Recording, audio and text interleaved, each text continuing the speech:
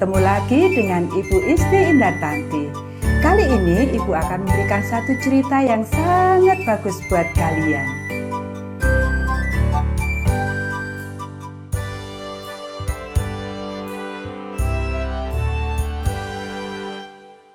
Pilihan yang menantang. Ayat hafalan 1 Samuel pasal 16 ayat 7. Manusia melihat apa yang di depan mata, tetapi Tuhan melihat hati. Pekabaran pelajaran ini, Yesus membantu aku untuk menerima setiap orang. Pernahkah engkau dalam situasi yang membuatmu tidak tahu apa yang harus engkau perbuat? Ratu Ester pernah. Dengarkan cerita berikut untuk menemukan apa yang ia lakukan. Mordekai senang Ester menjadi ratu. Tetapi ia tetap tidak mau Ester mengatakan pada orang lain bahwa ia adalah seorang Ibrani. Suatu hari, saat ia sedang duduk di pintu gerbang istana, Mordekai mendengar 2 orang pasukan penjaga istana sedang berbicara. Mereka sangat jengkel kepada raja dan berencana untuk membunuh raja.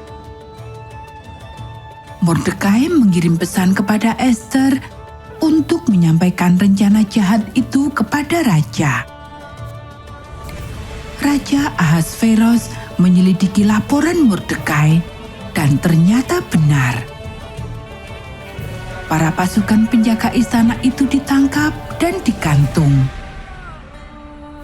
Peristiwa ini tercatat pada catatan sejarah kerajaan. Pada waktu yang bersamaan, Raja Ahasveros menaikkan pangkat Haman. Raja Ahasveros memerintahkan agar semua rakyat menunduk menyembah kepada Haman bila dia lewat. Semua orang melakukannya kecuali Mordekai. Suatu hari, Haman melihat Mordekai tidak bertelut padanya. Haman menjadi marah.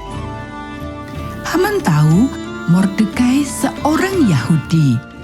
Ia merencanakan cara untuk membinasakan Mordekai dan seluruh orang Ibrani.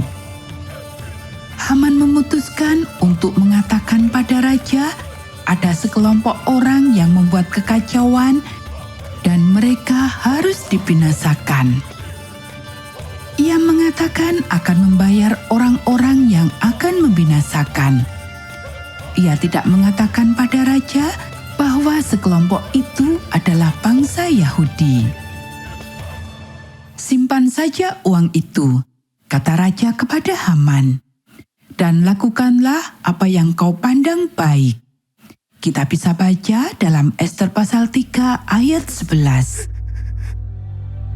Saat Mordekai mendengar perintah itu, ia mengoyakkan pakaiannya, memakai pakaian kabung dan menangis di pintu gerbang kota. Pelayan Ester memberitahukan kepada Ester tentang Mordekai. Ester mengirimkannya pakaian yang indah untuk digunakan, tetapi ia menolak memakainya. Ester mengirim Hatah, pelayannya, untuk berbicara kepada Mordekai. Mordekai menceritakan apa yang terjadi. Mordekai memberikan salinan perintah pembinasaan orang Ibrani kepada Hatah untuk diberikan kepada Ester. Mordekai mengatakan kepada Hatah agar Ester menghadap raja dan memohon kemurahannya. Hatah bergegas menyampaikan pesan tersebut. Ester mengirim kembali pesan kepada Mordekai. Tidak ada yang bisa menghadap kepada raja sebelum dipanggilnya. Jika ia pergi dan raja mengulurkan tongkat emasnya, maka ia akan hidup. Tetapi jika tidak diulurkan, maka ia akan dihukum mati. Dan aku belum dipanggil raja selama 30 hari. Mordekai menjawab, hanya karena engkau hidup di istana raja, bukan berarti orang tidak akan segera mengetahui engkau adalah seorang Ibrani. Jika engkau tetap diam, pertolongan akan datang dari pihak lain. Tetapi engkau dan seluruh bangsamu akan binasa. Dan siapa tahu, engkau mungkin terpilih menjadi ratu untuk menolong kami saat kesulitan seperti ini. Ester mengirimkan pesan pada Mordekai. Kumpulkan semua orang Yahudi di Susan. Jangan makan dan minum apapun selama 3 hari 3 malam. Pelayanku dan aku akan melakukan hal yang sama. Walaupun itu melawan hukum, aku akan pergi menghadap raja. Dan jika aku harus mati, aku akan mati. Nah anak-anak, demikianlah cerita kita pada saat ini. Kita akan bertemu kembali pada cerita Alkitab yang berikutnya.